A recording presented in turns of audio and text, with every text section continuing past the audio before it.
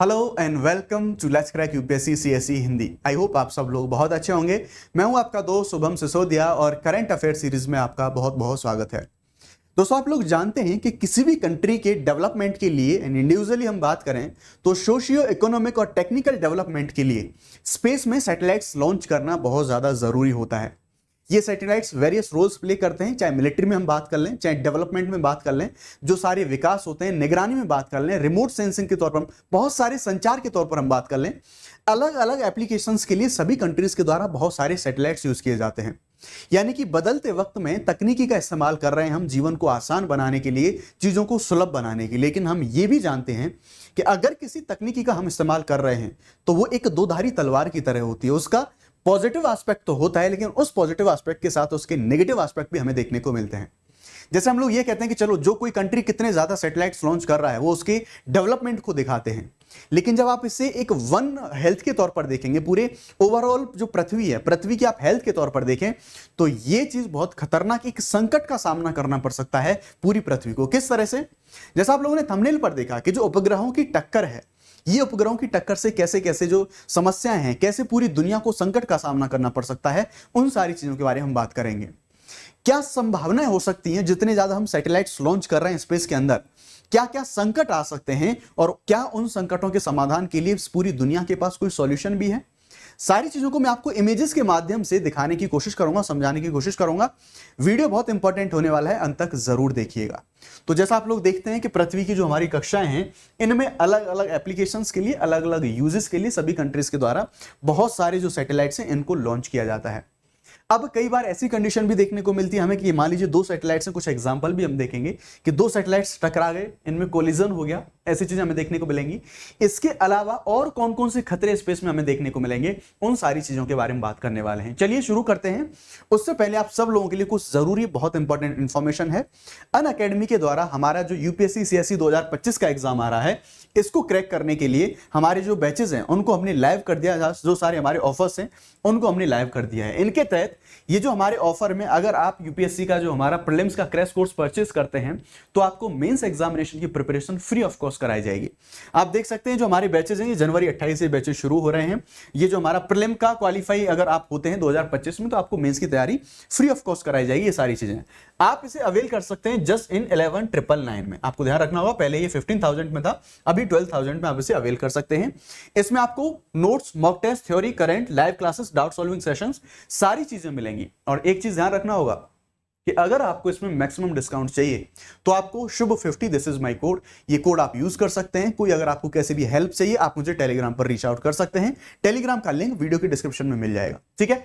आगे अगर हम बात करें तो जो हम 55% ऑफर्स के बारे में बात कर रहे थे, यानी कि जैसे मान लीजिए अगर आप एक साल के लिए कोई कोर्स लेते हैं तो आप 23,999 में आप इसे अवेल कर सकते हैं, और आप 18 महीने के लिए लेते हैं तो 25,999। यानी कि आप 18 महीने का कोई कोर्स लेते हैं तो आपको देखो इसमें डिस्काउंट तो मिल रहा है 55%, लेकिन आपको अश्योर्ड सक्सेस का फीचर भी अनलॉक हो रहा है। अश्योर्ड सक्सेस क्या है?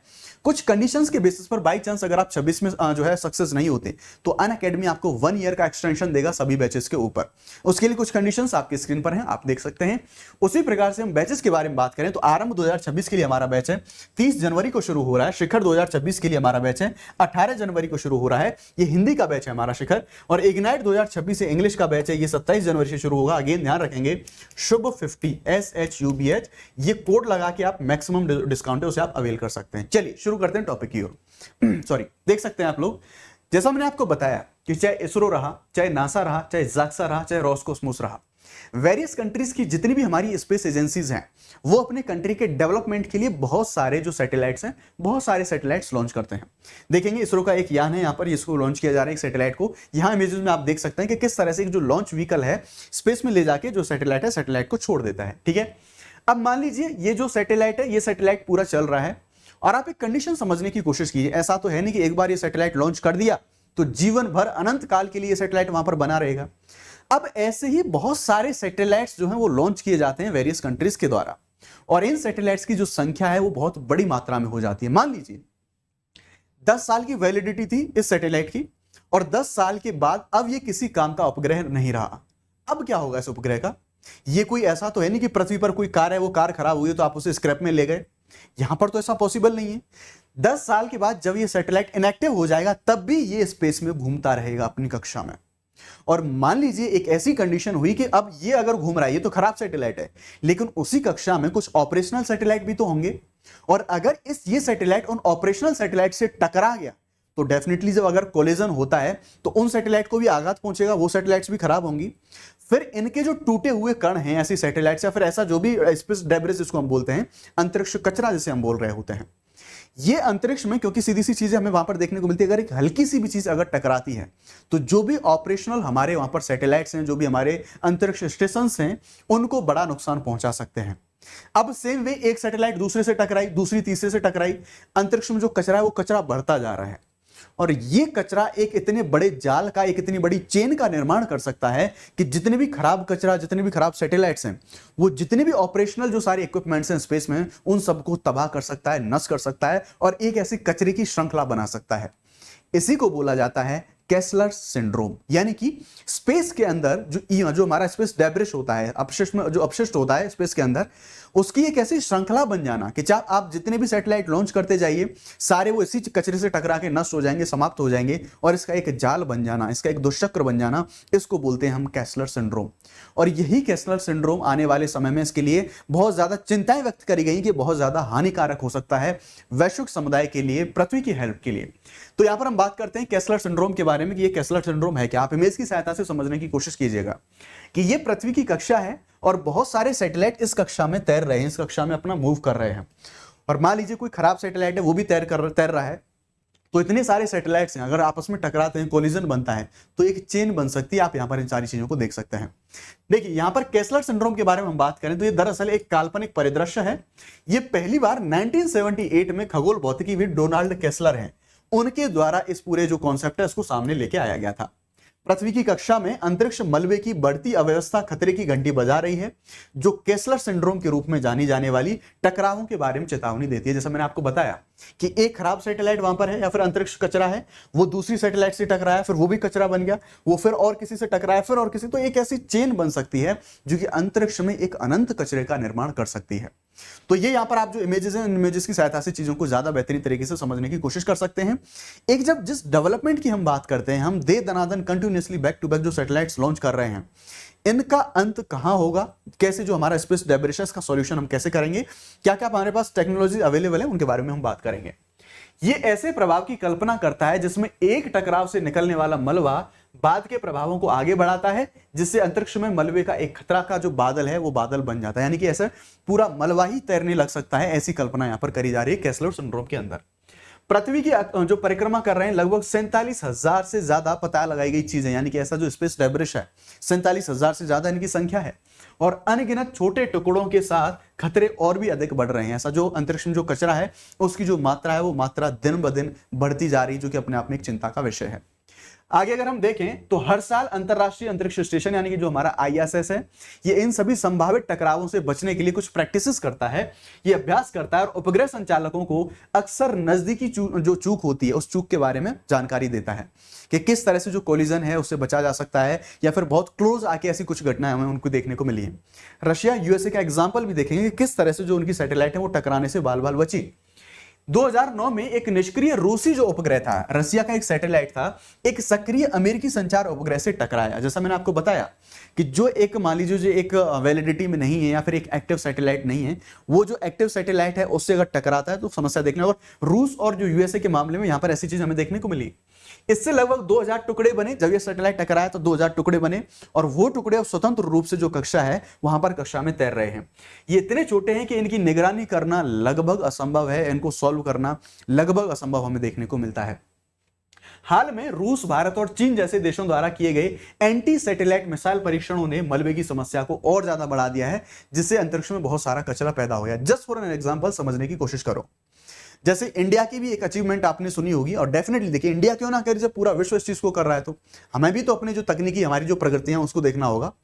आपने एक मिशन का नाम सुना होगा, इंडिया का मिशन शक्ति। ये दरअसल हमारा ASAT मिशन था, यानी कि एंटी सैटेलाइट मिशन था। और वर्ल्ड में जैसे हमने बात करी, रशिया रहा, चाइना रहा, इनके द्वारा, रशिया रहा, यूएस रहा, इनके द्वारा ये प्रैक्टिसेस करी जाती हैं। इंडिया ने भी इस प्रैक्टिस को करा। इसमें क्या था, हमने जैसे मान लीजिए, क्योंकि मॉडर्न टाइम है, मॉडर्न एरा में स्पेस वॉर जैसी कंडीशन भी हमें देखने को मिल सकती हैं, तो इन सारी चीजों को हमने अभ्यास किया। स्पेस में हमारे पास एक इनएक्टिव सैटेलाइट थी, हमने जमीन से उसको टारगेट किया कि क्या उस इनएक्टिव सैटेलाइट को हम स्पेस में हिट करके खत्म कर सकते हैं। तो ऐसा मिशन शक्ति यानी कि एंटी सैटेलाइट मिसाइल के द्वारा हमने एक मिसाइल लॉन्च करी और ये मिसाइल गई ऊपर, और जो एक हमारा जो इनएक्टिव सैटेलाइट पड़ा हुआ था उसको हमने हिट किया, उसको हमने खत्म किया। तो जब हमने इसको हिट किया, जब इसमें विस्फोट हुआ, तो डेफिनेटली एक बड़ी मात्रा में कचरे का निर्माण होता है। तो अगर ऐसे ही सभी कंट्रीज प्रैक्टिस करते हैं तो बड़ी मात्रा में जो स्पेस डेब्रिस है इसकी समस्या हमें देखने को मिल सकती है। पृथ्वी की निचली कक्षा जिसे हम लो अर्थ ऑर्बिट बोलते हैं, 300 से 350 किलोमीटर की जो रेंज में पाई जाती है, ज्यादातर जो सारे सैटेलाइट्स हैं वो इसी कक्षा में लॉन्च किए जाते हैं। ये लगभग 1200 मील ऊपर का क्षेत्र है, सबसे अधिक भीड़भाड़ वाला क्षेत्र, यानी कि ज्यादातर सैटेलाइट यहीं लॉन्च किए जाते हैं। इवन मैं आपको स्टारलिंक के बारे में बताऊंगा, वो और ज्यादा गहरी समस्या बनाएगा यहाँ पे। ये क्षेत्र आईएसएस हजारों उपग्रहों और स्पेस एक्स के स्टारलिंक नेटवर्क जैसे नए मेगा कॉन्स्टेलेशन का घर है, जिसने अकेले ही लगभग 7000 उपग्रहों को यहां पर लॉन्च करा है। अभी स्टारलिंक के बारे में बात करेंगे, थोड़ा सा पहले चीजों को देख लेते हैं। नासा का एक मौसम उपग्रह एक निष्क्रिय रूसी रॉकेट से टकराने से बाल बाल बचा, यानी कि एक बार तो ऐसी घटना हुई थी, कोलिजन हो चुका था, लेकिन अभी रिसेंटली ये घटना भी हमें देखने को मिली थी कि बहुत क्लोज जो ये आ गए थे, ये टकराने वाले थे। केवल 65 फीट की दूरी से ये जो हमारा सैटेलाइट था, ये सैटेलाइट चूक गया था रशिया का और यूएसए का। तो ये चीज यानी कि स्पाई जैसी चीजें भी देखने को मिलती रहती है ना। स्टारलिंक प्रोजेक्ट के बारे में बात करते हैं, जहां हम स्पेस डेब्रिस के बारे में बात कर रहे हैं कि अगर हम इतने सारे सैटेलाइट लॉन्च कर रहे हैं तो स्पेस में एक जो कचरा बन रहा है। स्टारलिंक प्रोजेक्ट क्या है? एलन मस्क का जो प्रोजेक्ट है स्टारलिंक, इसके माध्यम से एलन मस्क, अभी हम जानते हैं कि जो हम इंटरनेट का इस्तेमाल करते हैं वो समुद्री केबलों के माध्यम से आता है। एलन मस्क कह रहे हैं कि मैं पूरी दुनिया को बहुत सारे सैटेलाइट्स लॉन्च करके इंटरनेट जो प्रोवाइड कराऊंगा सैटेलाइट के माध्यम से। और इसके लिए वो क्या करने वाले हैं? इसके लिए पूरी पृथ्वी के ऊपर वो एक सैटेलाइट का जाल बनाने वाले हैं। क्या आप मुझे बताइए, अगर पृथ्वी के ऊपर इतनी बड़ी मात्रा में सैटेलाइट का एक जाल बिछाया जाएगा, इतनी बड़ी मात्रा में सैटेलाइट लॉन्च किए जाएंगे, उस कंडीशन में क्या होगा? जो इतना बड़ी मात्रा में जो स्पेस डेब्रिस है, जो अंतरिक्ष कचरा है, वो कचरा बन रहा होगा। तो ये तो एक अनियंत्रित जो प्रणाली है कचरे की, उसको जन्म दे सकता है। तो ये सारी चीजें एक बड़ी चिंता के तौर पर आप इन सारी चीजों को देख सकते हैं कि बहुत सारी सैटेलाइट लॉन्च की जाएंगी। ये सैटेलाइट तब जाके पृथ्वी को इंटरनेट दे रही होंगी। तो जिस दिन ये सैटेलाइट खत्म होंगी, इनएक्टिव होंगी, उस टाइम पर जो स्पेस डेब्रिस है ये कितनी बड़ी संख्या में पैदा हो सकता है। सफाई के क्या हो सकते हैं समाधान, यानी कि जो अंतरिक्ष कचरा है इसको हम कैसे साफ कर सकते हैं, कुछ इमेजेस की सहायता से हम देखेंगे। तो जो कुछ उभरती हुई तकनीक है उनका उद्देश्य ये है कि जो मलबा है इसको हटाना, जैसे जाल हुआ, हार्पून हुआ, खतरनाक तरीके से हमारे जो वस्तुएं रही इनको कक्षा से बाहर निकालने में सक्षम जो लेजर हैं। तो इन 3-4 तकनीक हमारे पास है जिनसे कचरे को हटाया जा सकता है, लेकिन ध्यान रखना होगा कि इनकी लागत बहुत ज्यादा भारी होती है। जो तकनीकी चुनौतियां हैं वो भी बड़े पैमाने पर बनी हुई हैं, इसलिए अभी जो बाधा है वो बाधा हमें देखने को मिल रही हैं। जैसे हमने एक ऐसा जाल फेंका यहाँ पर, उस जाल के माध्यम से इसको कैप्चर किया और एक जगह इसको लाके सॉल्व कर दिया। उसी तरह से अन्य टेक्नोलॉजीज के बारे में बात करेंगे तो जो हार्पून के बारे में हम बात कर रहे हैं उन चीजों को हम यहाँ पर देख रहे हैं।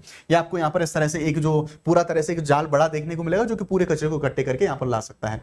यहाँ पर जो लेजर प्रणाली के बारे में हम बात कर रहे थे कि अगर मान लीजिए कोई इनएक्टिव सैटेलाइट है, कोई कचरा है, उसको हमें टारगेट करना है, तो लेजर के माध्यम से उसको जला के हम वहीं पर इस टेक्नोलॉजी के माध्यम से उन सारी चीजों को हम समाप्त कर सकते हैं। तो ये है हमारा केस्लर सिंड्रोम का पूरा कॉन्सेप्ट, यानी कि अंतरिक्ष में जो बहुत बड़ी मात्रा में जो कचरा हो जाता है और ये एक अनियंत्रित श्रृंखला को जन्म दे सकता है जो कचरे बनने की प्रणाली है इसमें, इसको हम बोलते हैं केस्लर सिंड्रोम। क्या इसकी चुनौतियां हो सकती हैं, क्या सारे प्रावधान है, उनके बारे में मैंने आपको बताया है। अब आप लोग जानते हैं अगर आप लोग यूपीएससी सीएससी के लिए प्रिपेयर कर रहे हैं तो द हिंदू न्यूज़पेपर आपके लिए कितना ज्यादा जरूरी हो जाता है। न्यूज़पेपर को हम डिस्कस करते हैं सुबह 9 बजे हमारे इसी चैनल पर, लाइव आना ना भूलें। फ्री इनिशिएटिव है, पीवाईक्यू और स्टैटिक पोर्शन के साथ हम इसे लिंक करके पढ़ते हैं। तो जो भी हमारे फ्री इनिशिएटिव है इनसे जुड़ना ना भूलें। डेफिनेटली आपकी प्रिपरेशन में एक बहुत शानदार वैल्यू एडिशन आपको फील होगा। वीडियो अच्छा लगा है तो वीडियो को लाइक जरूर करें और कमेंट में आप अपना ओपिनियन बताएं, स्टारलिंक का क्या इंपैक्ट पड़ने वाला है पूरी दुनिया पर अगर केस्लर सिंड्रोम के बारे में उस एस्पेक्ट में हम बात करें तो। थैंक यू वेरी मच, जय Hind, bye bye, let's crack it.